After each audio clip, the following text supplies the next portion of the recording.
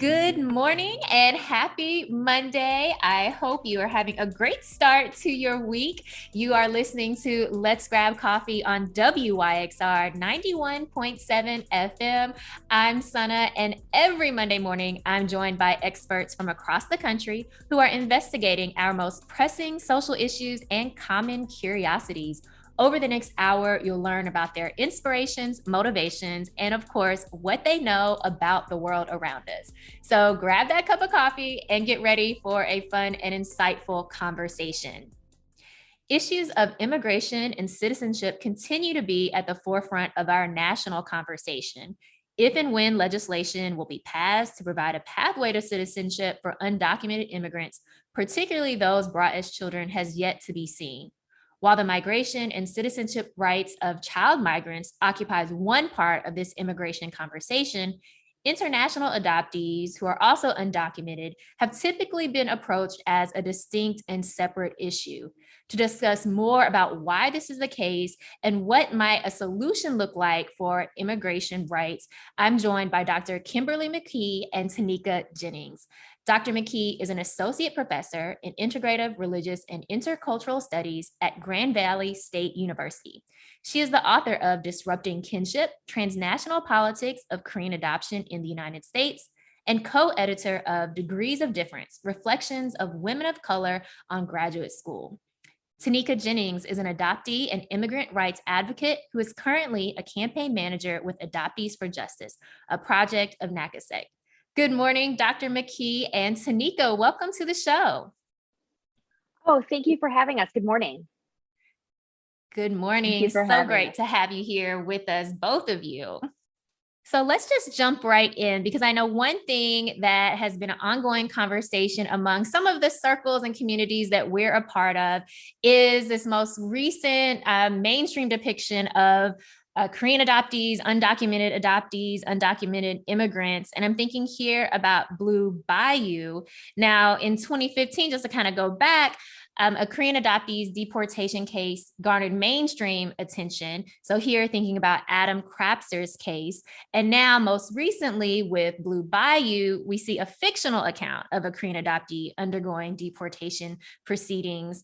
And adoptee citizenship rights and Adam's case specifically have resurfaced across news outlets. Now, the issue of adoptee citizenship rights has been ongoing, but I'm wondering what made Adam's case so unique that it brought renewed attention to this issue. And I'm also wondering about this in connection with Blue Bayou specifically. Hi, thanks, SunAh. I think I could start, and then, Dr. McKee, I'm sure, can share more. Just to kind of, say that from my perspective, I think it's probably more accurate to say that Blue Bayou is a fictionalized account of Adam's story. So I think, I just wanted to share that from my perspective, that I believe that that's the, the reality of that film. Then moving that aside and going to the second part of your question, I think what made Adam's case unique and why it brought so much attention to the issue is kind of like multifold. And I think it's part of the reason his case is so compelling that someone would want to make a film out of it, and why it picked up all the mainstream media. I think Adam's case really goes to point out a lot of the brokenness in our adoption and immigration systems, as well as our, I guess, what people call criminal justice system. I think there's a better way to call it, and we could debate whether or not that's true justice. But he was an adoptee who experienced a lot of abuse that he didn't ask for, and then ended up on the wrong side of things in deportation proceedings when that never should have been the case, because all intercountry adoptees should have just had citizenship by the very fact that we were adopted by US citizen parents. And so instead of seizing the opportunity to make systemic change and recognize the brokenness of our own systems and injustices there, our government chose to deport Adam, and not just Adam, but others like him. And I think for a lot of people in our community as adoptees, like, we know the ways that we have felt either supported or invalidated in our own intercountry adoptee experiences, lived experiences and identities. And I think it really just struck a chord for a lot of people that this is sort of like the epitome of injustice that can happen for us to be separated from your children. To have to go through all of those challenges and traumas on top of the family separation that we all experience and separation from our birth countries and cultures. As a result of our, being involved in the adoption system.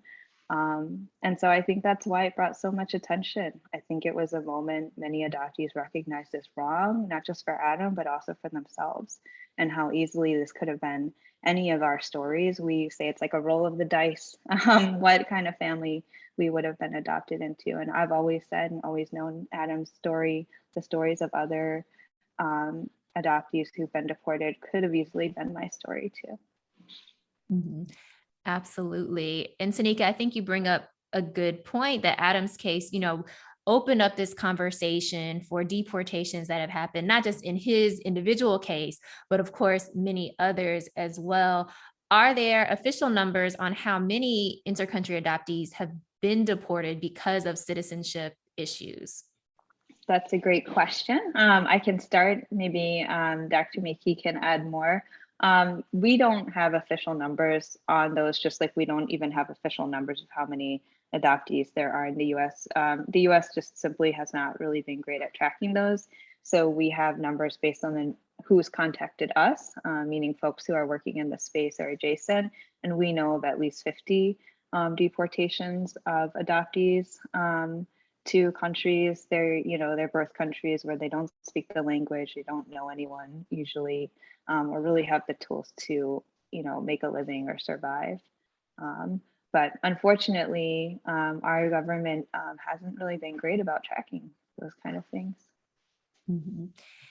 And now I know I, kind of started this conversation talking about Adam's case, but as you kind of hinted at, Taneka, there's a much longer history of obviously intercountry adoption to the US, but also organizing around adoptee citizenship rights specifically. And Kim, I'm wondering if you could kind of contextualize Adam's case for us within this longer history. I'm happy to. And Taneka, thank you for getting us started today.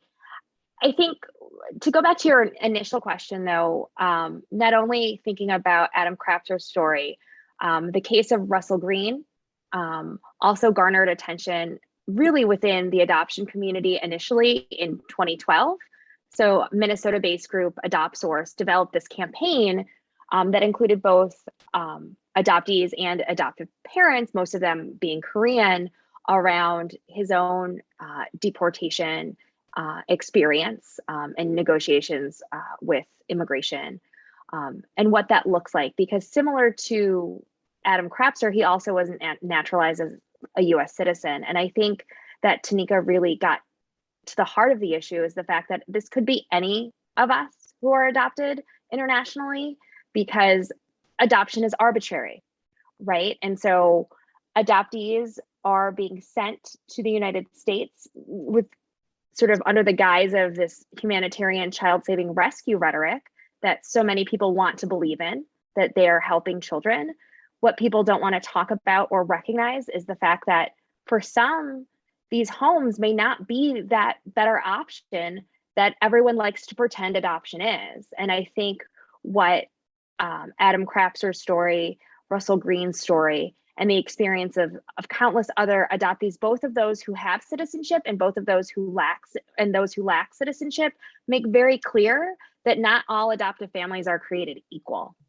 Mm-hmm. And so when thinking then about, and turning to your question that you just asked me in terms of contextualizing this within broader history, it's important to highlight the way in which adoptees' entry to the United States was happening simultaneously while the US still had some very racist and exclusionary immigration law. If you think about prior to, say, the 1965 Immigration Act and what that looked like. Mm-hmm. Yes, absolutely. And I know we've talked, obviously, we're talking about Korean adoptees, or that's what's bringing us to this conversation. And so I just have to ask, what is Korean adoption's significance as we're thinking about international adoption? And then obviously this question about citizenship as well. Korean adoption is really what popularized international adoption broadly. So international adoption has been ongoing. It has been something that has happened since the turn of the 20th century. We've seen adoptions specifically thinking about post-World War II, with the adoption of children from Europe as well as children from Japan. But even prior to that, there were interwar adoptions from Hong Kong, for example. And there were even some adoptions sort of, if you go back earlier. But what shifted with Korea was just the sheer number. And so South Korea has maintained the world's longest running international adoption program. Estimates of how many children have been sent abroad to the West fluctuate and go from roughly 180,000 to 200,000. I usually tend to think about it as that higher number because of the way in which adoptions may not necessarily be counted, but also thinking about how adoption's still continuing, right? So it's not like South Korea has stopped. And so when we also think about it in the context of the United States, 2/3 of those children were sent to the United States, and the primary families that were recipients of those children were white families. This is not to say that Black families or Asian families or other non-white families don't adopt internationally, but the majority of those adopted enter white families. And I think that's really key when thinking too about rhetoric about the family, as well as adoption as a humanitarian child-saving act. And so when we think about then Korea's overall significance to US adoption, what we're seeing now in terms of the advocacy of international adoptees being overly represented as Korean, it's also, we have to think about just what those numbers look like as well. So this is not to discount the advocacy or the work of other transnational adoptees either. Mm-hmm. Yes, absolutely. I mean, I think that's so important to draw out when we think about international adoption in particular. It's often, white families with Asian babies, and that's how it's been portrayed in kind of popular culture. I'm thinking about other representations. And then obviously with this most recent release of Blue Bayou as well. And I think that's important for how, what we think of as a transracial international adoptive family, but also how we might mobilize in service of trying to secure adoption citizenship rights as well. Now, Kim, you kind of mentioned briefly about some of the racist and exclusionary immigration policies that were also enacted or at the time that Korean adoption in particular began. Can you talk about why it was that Korean children were seen as separate or outside of some of these existing immigration policies? Well, when we think about some of these, when we think about the ways that Korean adoptees entered the United States, I think it's important to think about how early film, as well as magazines, helped to humanize war waifs and orphans in ways that we don't see with the humanization of adults. And this is true even today, right? People's heartstrings love infants and toddlers. Americans sort of feel a yearning to help in ways that we don't with the same people who could be those children's parents or guardians or even siblings, right? And so what we're seeing too is this deep humanitarian investment and how that's also tied to a Cold War politic in terms of spreading US democracy abroad. And so in doing so, folks somehow didn't see or didn't want to acknowledge the contradictions, because at the time, if you're looking at the exclusionary laws shaping US immigration history, I mean, this is why, when in the existence of sort of this entire pandemic and the rise of anti-Asian hate, Asian American studies scholars, Asian American activists have been really calling attention to the ways US immigration policy has been founded on anti-Asian exclusion. And so that's what makes the movement of Korean children into the United States vis-a-vis adoption so significant, because of the way in which it ran contra to how we understand Asian immigrants broadly in this country. So adoptees were seen as exceptions and as acceptable immigrants in ways where we still had quota systems, where we still had defined a racial category of Asian that was excluding most, if not all, people from sort of Asia, broadly speaking. Yes, absolutely. I think you keyed in on something there when you said, these Asian children were seen as acceptable immigrants versus their adult counterparts, and really seeing that distinction. And I think that's something that is coming up again now as we see citizenship rights advocacy for adoptees specifically, who are no longer children and no longer kind of pulling at the heartstrings of Americans, but now seen as adults, seen as simply undocumented immigrants who, should not be in the nation at all. And I think that's what we see playing out in a lot of ways through this film, but also through immigration policy and how politicians, are hesitant to be on board with something like an Adoptee Citizenship Rights Act. Well, let's take a quick break. You're listening to Let's Grab Coffee on WYXR 91.7 FM. And we are here on WYXR 91.7 FM. This is Let's Grab Coffee. I'm SunAh, and I'm here with Dr. Kimberly McKee and Taneka Jennings. We're talking about immigration and adoption and citizenship rights. And before the break, Dr. McKee just kind of laid out a little bit of information about Korean adoption significance to international adoption to the US, also significance to immigration history. And I'm wondering too, as I kind of set up our conversation today, I was mentioning how both adoption law and immigration law have really been approached separately. And I'm wondering if you could talk a little bit more about that and kind of what barriers or opportunities that might offer for citizenship right advocacy for immigrants today, whether adoptees or non-adoptees. So I'm happy to. I first also want to just tell your listeners that I'm not a legal scholar, rather I'm a humanist. And so how I approach thinking about immigration law and adoption law is through thinking about immigration and adoption histories and the way in which sometimes they overlap and then sometimes they exist almost separately in silos. And this is partly because the United States didn't have a permanent policy around international adoption necessarily, in terms of thinking about how it was going to handle not only the movement of Korean children, but even prior to that. So if you're thinking about the way the Displaced Persons Act of 1948 supported non-quota visas to orphan children, it was only 3,000 non-quota visas, and they only really were focused on select European countries, as well as the British, French, and American sectors from Germany and Austria, right? So it didn't even include Japan, thinking about those children.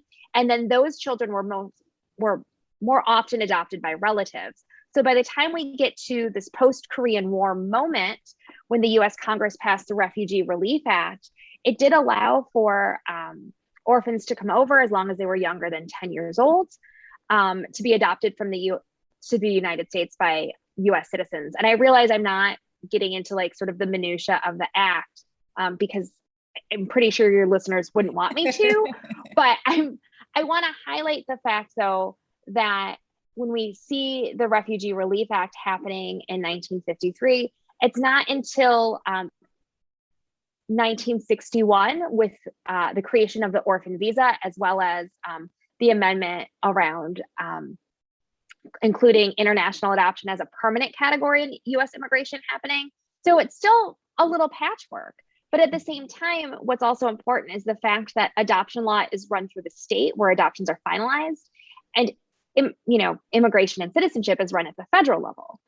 They're also prior to 1978, with an amendment to the Immigration and Naturalization Act, parents could not file for naturalization immediately. So before, they had to wait 2 years before they filed for their child's naturalization. So that obviously impacted a lot of folks. There was concern. So in my own research for my book, Disrupting Kinship, I did find when I was looking at the archives that there was concern by adoption agency professionals about parents not naturalizing their children, right? So there was a deep concern for that. And yet we see that even if you're thinking about post 1978, okay, so parents are still told to naturalize them. Were they doing that? The onus is still on the parent, because and I think about this a lot because I think about the way in which white privilege functions and this idea that you're adopting your children, and assumptions that may be happening with that, but also thinking about the other stressors of parenthood. This is not to excuse those individuals who did not file the correct paperwork on behalf of their children, but also I think we have to complicate this from being kind of like a black or white understanding, but rather thinking about, okay, what happens with these processes? And I say that too because with the Child Citizenship Act of 2000, so many people reference that for being sort of this catch-all guarantee to automatically confer citizenship to international adoptees, except for that it only applies to a small subset of those adopted, right? So it only applies to those who arrive on IR3 or IH3 visas. And that's key because not all children arrive to the United States who are adoptees on those visas. And I'm sure you're going to ask more about that later, so I'll stop there. Yes, but you bring up so many good points here, Kim, because it's not simply, parents are adopting and then automatically there's this citizenship conferral, or automatically there is this inclusion in the US. It's not the case for international adoptees. And there are a lot of laws and policies that make it difficult for parents to, ensure, even know their child's citizenship status. And for a lot of parents, I'm sure they weren't really thinking about citizenship, in this way. And so we see, of course, how many folks have been impacted now with, these varying numbers of potentially undocumented or potentially vulnerable adoptees. Taneka, I'm wondering, with your work thinking about trying to get an Adoptee Citizenship Act and working with different legislators, how do you see some of these ideas of both immigrants and adoptees kind of coming into play as you're talking with folks trying to get their support on a bill? Like, what are kind of our elected officials' understandings of adoptee citizenship rights, but also immigrant citizenship rights more broadly? Yeah, I think that's a great question. And I just got off of another legislative visit this morning. Wow, how deep to go with the rabbit hole. I just think, our systems are so broken, right? And the people making decisions, I mean, we can just start with the fact that oftentimes are not people who are at all impacted by these issues themselves. And so one thing we always try to do when we have, outreach to elected offices is try to meet them where they're at and what kind of investment they have. Usually with a lot of the offices we reach out to, there's more likely to be an adoption related investment than there is to be a specifically like immigrant, related kind of connection point. So that's been really interesting. As an adoptee and an immigrant, it is hard because we find in this work, people are much more likely, just like the systems and the history we've been talking about, more likely to accept the idea of supporting adoption than necessarily supporting adoptees, particularly adult adoptees, because adult adoptees are seen as immigrants by the law. And as people, we are no longer seen as being tied to our, for the most part, white US citizen parents, because we have aged out of that reality. So we're not the cute babies anymore that are being saved. And it's so interesting to me how and so wrong, of course, but how our law makes that distinction, and how in a typical immigration situation, it's the parents of the immigrant who are held responsible. It's the parents of the child who are held responsible. And therefore the child, as a result of their parents, who are usually, oftentimes in these kind of situations, people of color. And then in our situation, it's us who are held responsible. And there's no responsibility of our US citizen parents after we turn 18 for us or for these things. And it's just really hard. It's really hard. So it's a tension that we have to hold together if we're going to meet with members of congressional offices and really ask them to take action on this. And for me, I find it pretty difficult because it's, we want to be accepted. We want people to see our humanity in all of its fullness. But the reality is oftentimes that's not the case, even for people who are supporting us on this bill or on this issue. Mm-hmm.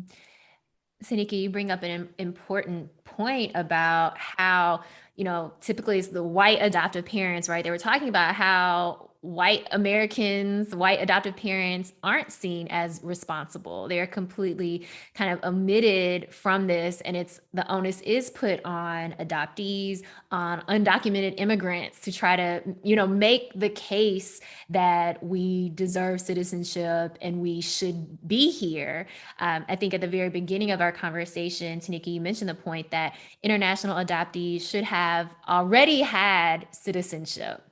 That should have been something that was established in the beginning. And yet now we see adoptees having to, prove or fight for something that should have been, already included from the beginning. But I think this brings up how adoptees have always been seen as immigrants and separate from American citizens, even though in a lot of ways, international adoptees have been framed as, just children from abroad or children just joining their families. But here we see, the limits of that framing.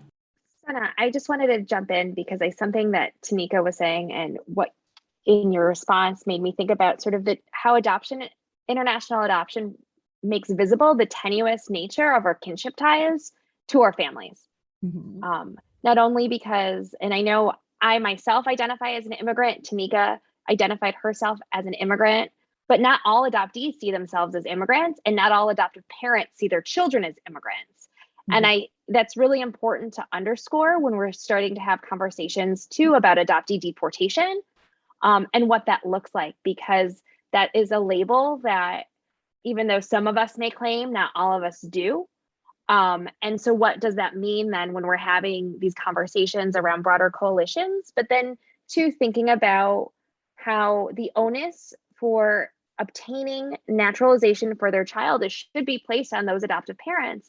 But in the case of both, when you're thinking about Crapser and Green, at least, as well as others, right, we have not mentioned the fact that not all adoptions are finalized. So we also have to really account for the way in which the state then fails adoptees by not ensuring that that proper paperwork gets filed for their naturalization because of disrupted adoption. Because that's the other thing. People like to think that adoption not only is the happy, better option, but that all of these families do the right thing and that none of these families end up disrupting those adoptions because it just doesn't work out for them. Mm-hmm. And because of the way adoption is kind of marketed to adoptive parents as consumers, right? Where adoptees are, again, objects, although that language does not make people feel good. So we don't really tend to see it that way. But when you're disrupting an adoption, regardless of the reason, you're making very clear that that kinship tie was never as secure as it was supposed to be mm-hmm. for folks. Absolutely. And I think that is what adoptee deportations, as you mentioned, kind of brings to the forefront is, how these adoptions are not necessarily the forever families, right, that they're marketed as, and that these stories of whether it's adoption disruptions or like it's portrayed in Blue Bayou, the multiple foster care placements, right, these are typically not conversations that are had when we're talking about adoption, and especially when we're talking about international adoption. So I think there are certain barriers that are embedded in kind of the histories of how we've talked about adoption when it comes to thinking about, okay, undocumented adoptees, and then also just the idea of adoptees are immigrants. And we've been kind of in the US taught to think about adoptees as this special class of folks who migrate but are not immigrants at all. And so I'm wondering, Taneka, if you could talk a little bit more about some of the opportunities or even challenges to creating a more coalitional politics among other immigrant groups that are fighting for citizenship rights. I would imagine that because adoptees sometimes themselves don't see themselves as immigrants, that there might be barriers to creating kind of a coalitional politics among adoptees themselves, but also other immigrant groups that might be thinking of adoptees as very distinct from the immigrant experience as well. Sure, that's a good question. To be honest, I haven't, personally faced a lot of barriers to building coalition with other immigrant groups. The barriers that I've witnessed tend to actually come from our adoptee community more often. And I think that many scholars like Dr. McKee and others, and I'm sure yourself, SunAh, and your work too, have already written and talked a lot about this, but it is that exceptionalism. And I think it's the reality that there are privileges that it's a really complicated identity to have. And there's privileges and disenfranchisements that are unique to us. And I think part of recognizing ourselves as immigrants is to see ourselves as part of that broader community. And it begs a choice within each of us. Do we live into the privileges, in some ways that some of us have had, not all of us, but some of us have had, just something as simple as speaking English fluently, for some of us having access to good education or higher education, things like that. Those are unique to the adoptee experience. Sometimes I think I don't want to misspeak. It's not that it's unique, but I think there are unique privileges that, as a whole, as a trend, we can look at as adoptee community. And I think identifying as an immigrant, there's questions around race there. What race are we? And I think not all adoptees recognize ourselves as people of color if we are not white, and really struggle with that. I think it's a pretty common thing. So more of that challenge, I think, comes as much as I've experienced it from our adoptees ourselves. I think for others, there's just not that many of us in some ways too, and others may look at us as a privileged group of people too. So I don't necessarily feel like it's like we can't do this work together, but it's just, what is that pull? How strong is the connection that ties us together? And I think that's where we all kind of have to look back at our history like we're doing today and see how we really have a common history and common roots to how we all got here in the US. And that's why the personal is political, and that's why a systemic rooted problem only can have a systemic answer, right? Of course, everything's rooted in us as individuals and people, as a community, but that's why we have to look at this all in a very systemic way, because at the end of the day, all of us who immigrated to the US came here for in different ways for different reasons, but there's a lot of overlap. For example, Korean adoptee, Korean American immigrant, from around the same decade. If you look at the forces driving each of those things, it was the same force. Mm-hmm. Absolutely. Let's take another break. You're listening to Let's Grab Coffee on WYXR 91.7 FM. We're here on Let's Grab Coffee on WYXR 91.7 FM, and maybe you're listening on WYXR.org. I'm SunAh, and I'm here with Dr. Kimberly McKee and Taneka Jennings. We've been talking about immigration and adoption and citizenship rights.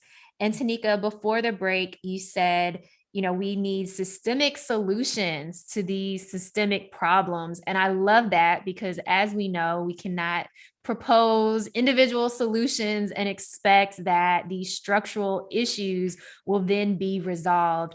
And so I'm wondering if you could talk more about the Adoptee Citizenship Act, kind of what it aims to do and kind of where it is right now in terms of its progress and actually being enacted.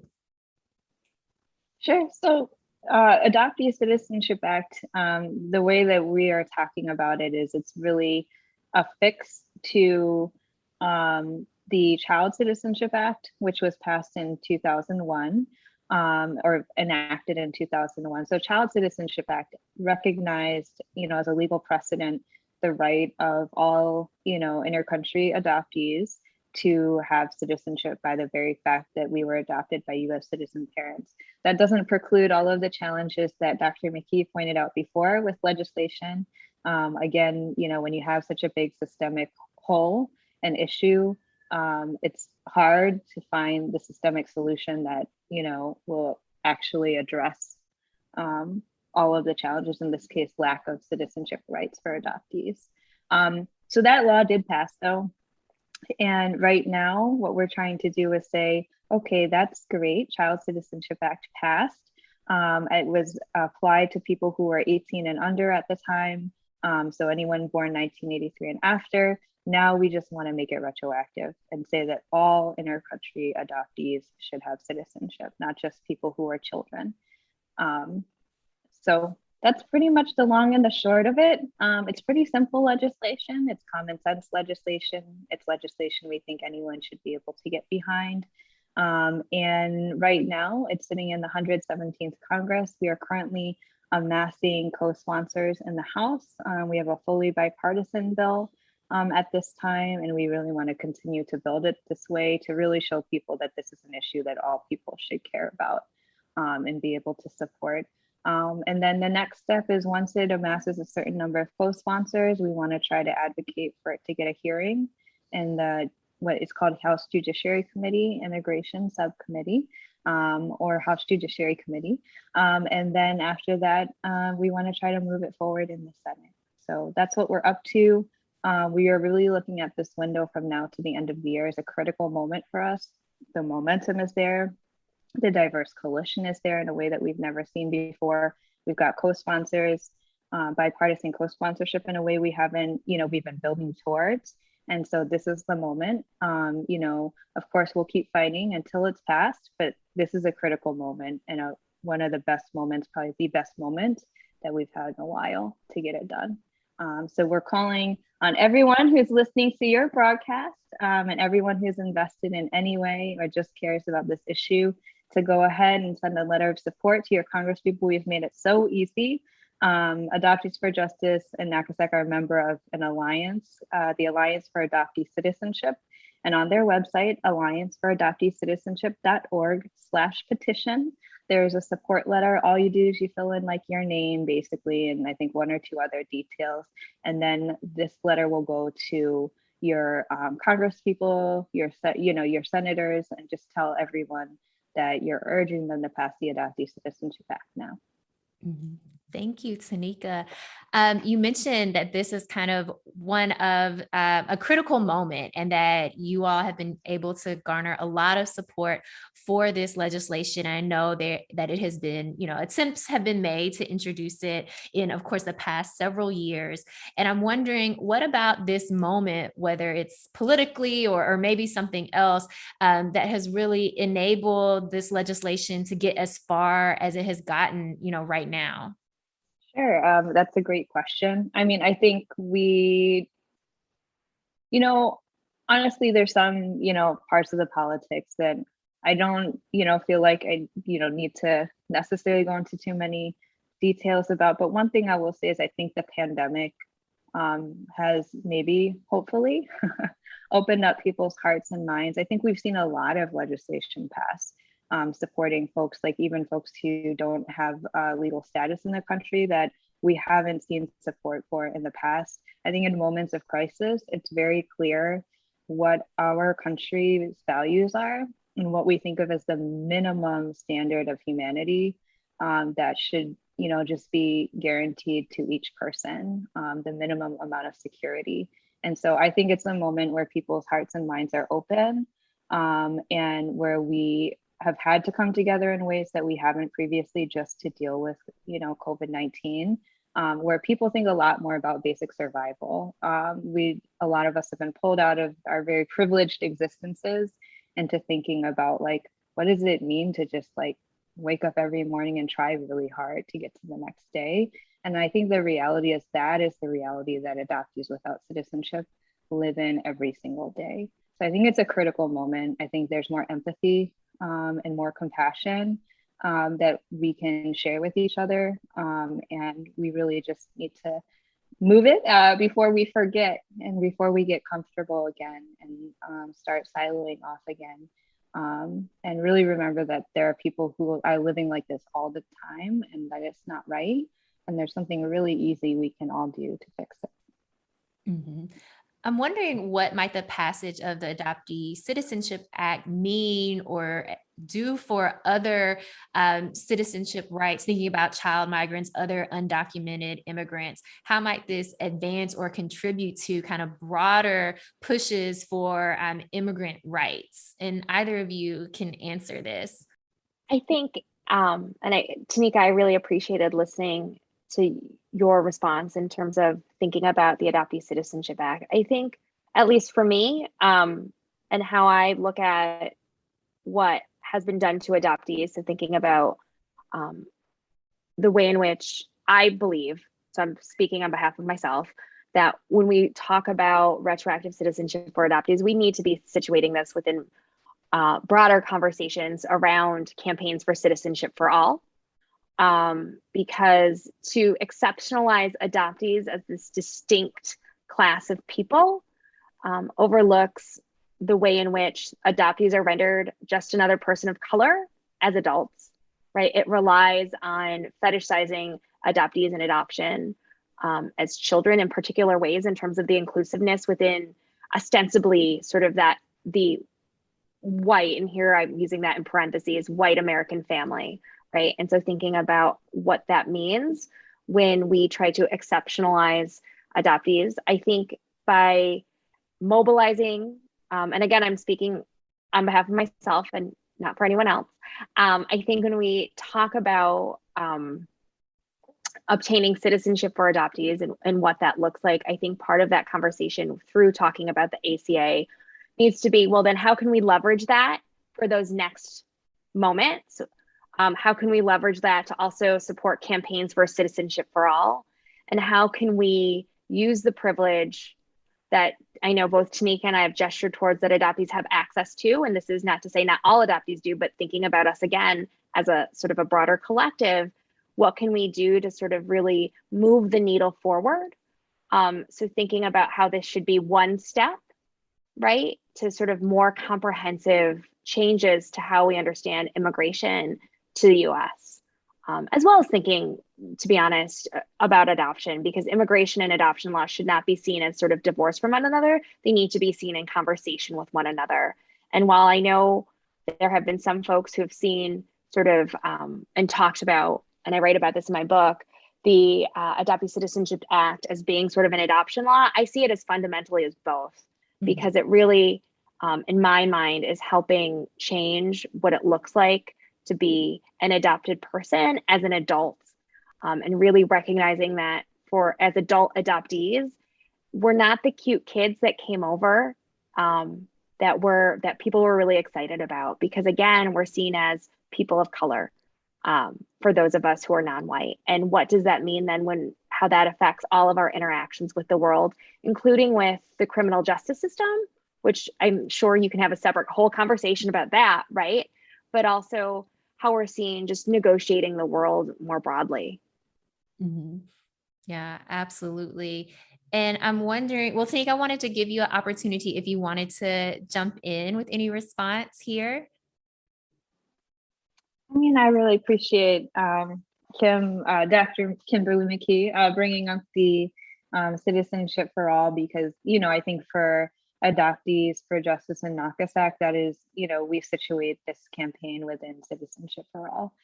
So Citizenship for All adoptees, is really based on the same principles, values, and understanding of ourselves as people as Citizenship for All. And that citizenship is really, and this has been a really interesting thing for me to kind of just grapple with over the years, but that citizenship is not really about a piece of paper. That piece of paper, naturalization paperwork signifies something, right? It signifies access to critical support when you need it, the ability to stay with your family and know that you're not going to be separated from them. Dignity, respect, the ability to fully participate civically in your community that you're a part of every day anyways, and to make changes for what you believe is right in the country that we all live in. And so that's really what we believe Citizenship for All is about. And it's just so much broader than any one single person or any one single issue. And again, it's about what is the basic humanity that we are all deserving of, the basic safety and security. So that's something that touches adoption law, it touches immigration law. And it's something, if we open our minds to, our minds and our hearts to that reality, we could make a lot of changes, broader systemically in our communities individually, that, could do a lot of good for us and future generations.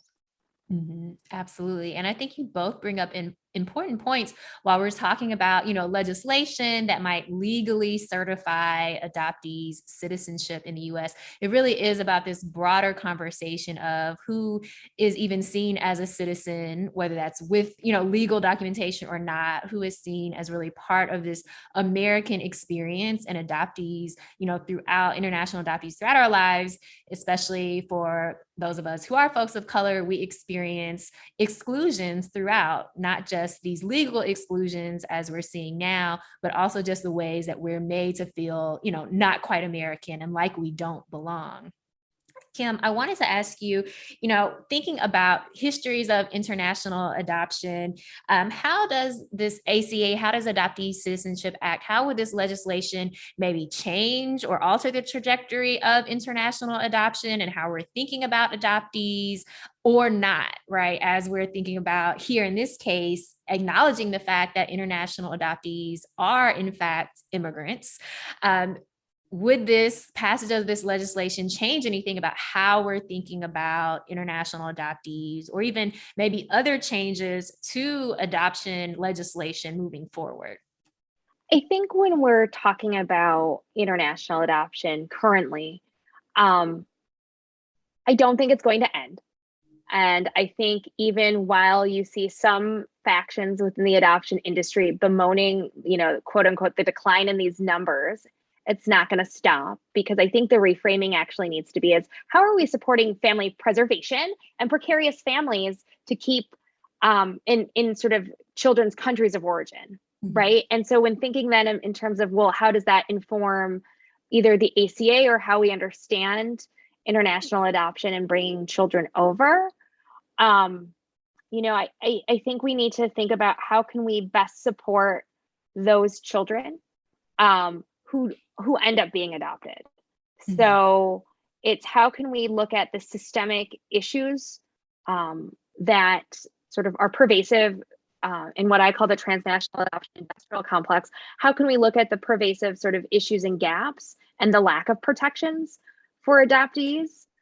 This isn't to say that I think the ACA is going to fix all of the things. I hope it fixes the things that have been broken that Taneka has gestured to throughout this entire conversation today. But I also hope that just the activism from Adoptees For Justice, from NACASAC, from these other organizations are really raising the issue about the, to be honest, the dereliction and the wrongs of duty that adoptive parents and the state have failed many adoptees. And it's not just thinking about international adoption, it's also thinking about the way in which sometimes the state fails domestic adoptees as well as those in foster care. And I'm hoping that again, we need to have more nuance and really understand these issues as being incredibly complex. I think, unfortunately, as part of these conversations around the ACA as well as other adoptee activism, it's very easy to try to be simplistic. It's very easy to try to go for that easy soundbite. And I'm hoping that like conversations like these, and for folks listening today, we really are at least encouraging people to have a more complex, nuanced understanding, to really sit with the tensions of what it means to be an adult adopted person, what it means to situate adoption within broader conversations for either citizenship for all or just immigration history.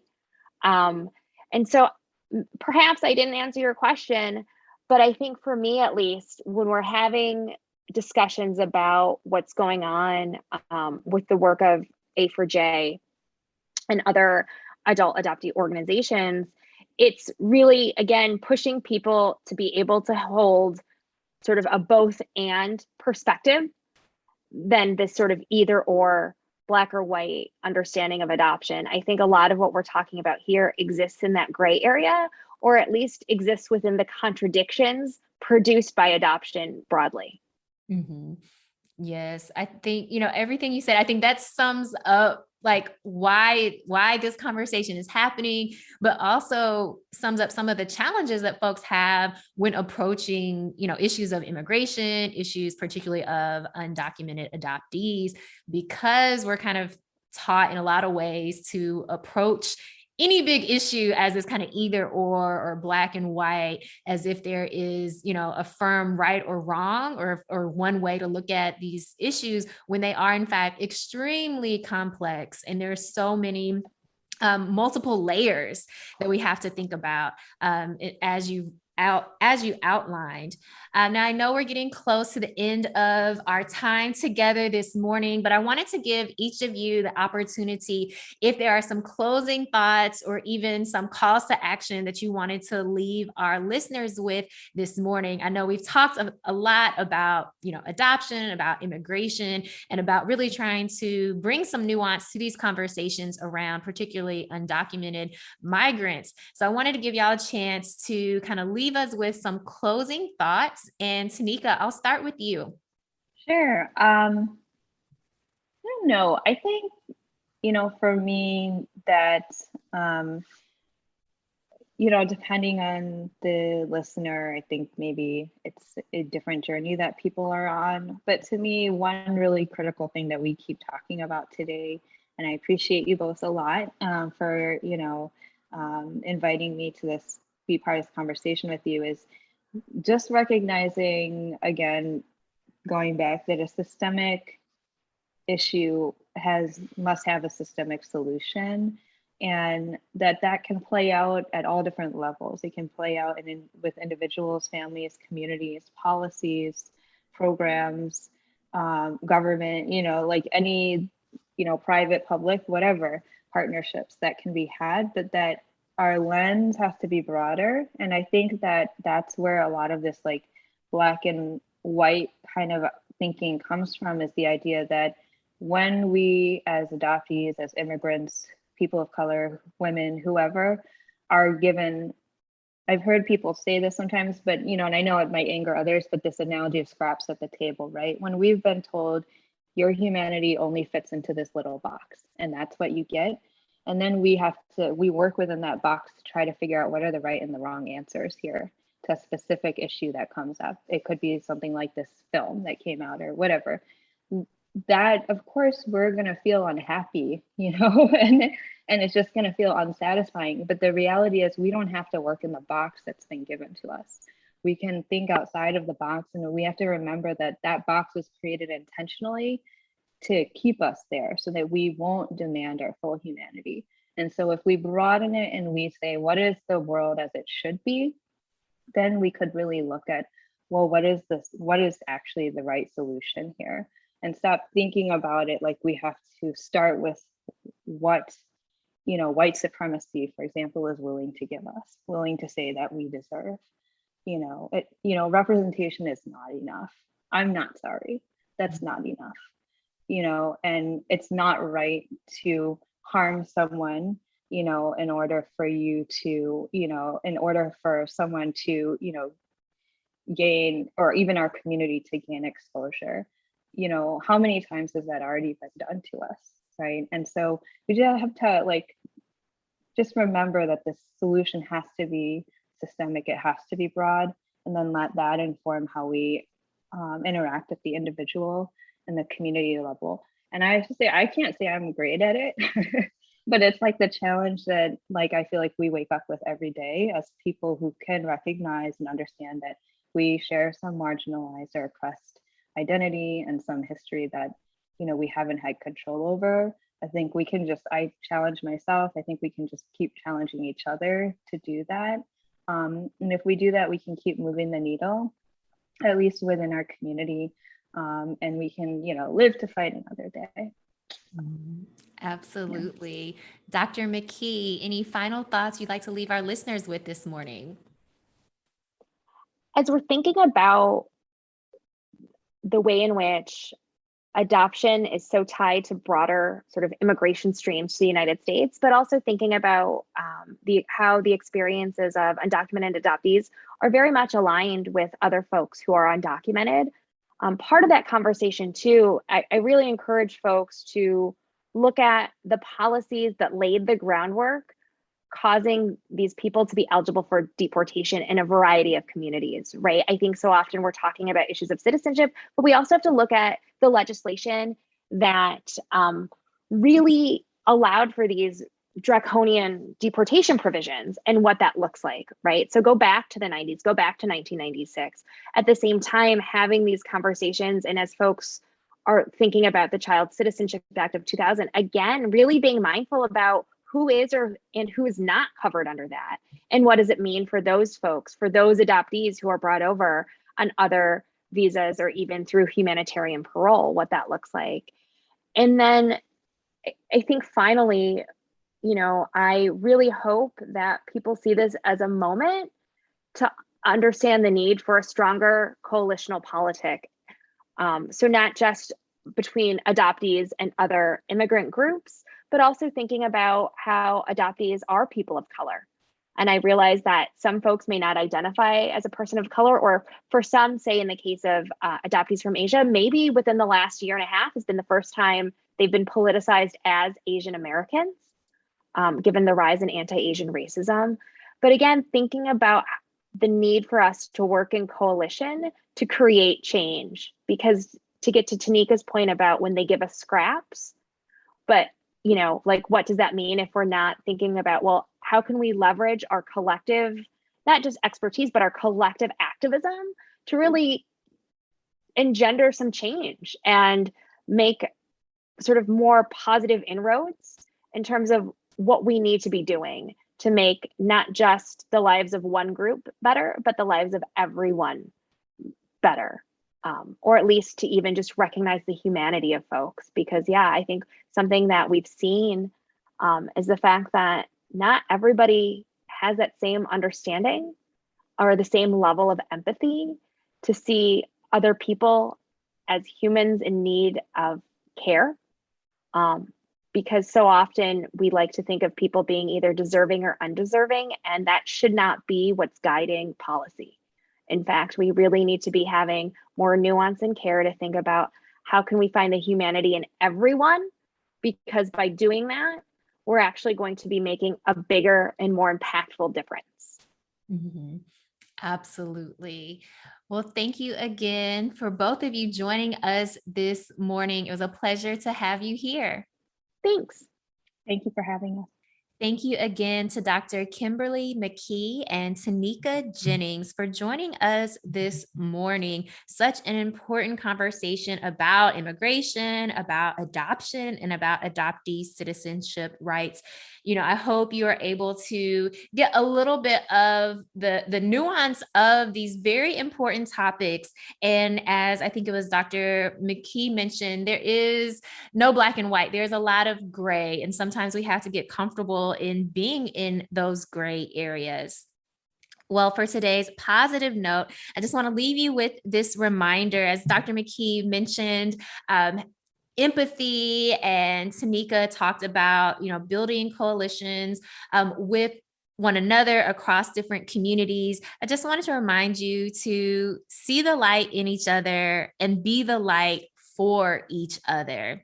This is Let's Grab Coffee on WYXR 91.7 FM. Remember, you can tune in wherever you are and at any time on WYXR.org. And of course, subscribe and like the show in podcast format wherever you stream podcasts. I can't wait to join you all again next Monday.